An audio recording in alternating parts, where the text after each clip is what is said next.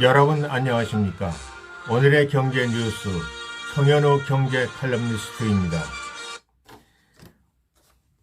국가 채무가 사상 첫 1100조 원을 돌파하면서 우리나라가 부채 공화국으로 가고 있다는 기사를 소개하겠습니다.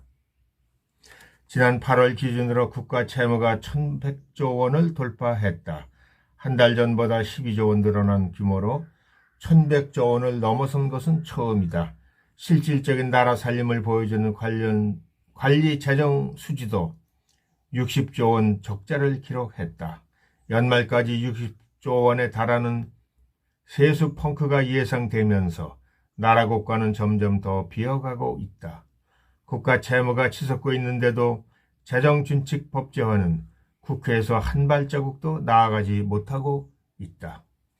12일 기획재정부가 펴낸 10월 재정 동향을 보면 올해 들어 8월까지 정부의 총 수입은 394조 4천억 원으로 지난해 같은 시점보다 44조 2천억 원 줄어들었다.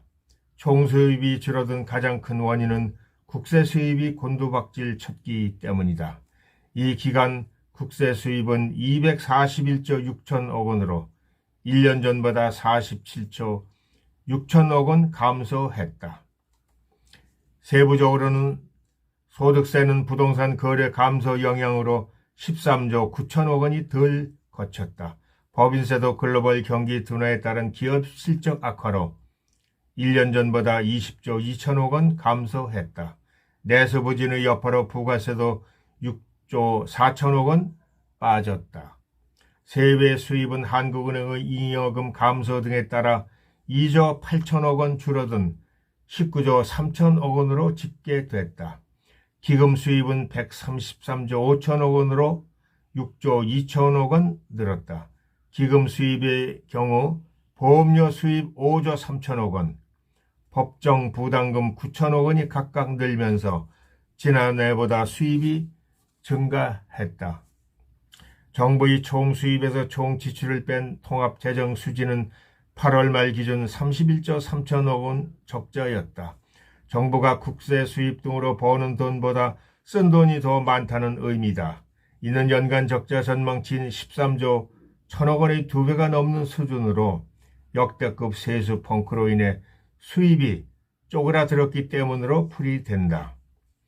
통합재정수지에서 국민연금 등 4대 보장성 기금 수지를 뺀 정부의 실질적인 재정 상태를 보여주는 관리재정수지는 66조 원 적자를 기록했다.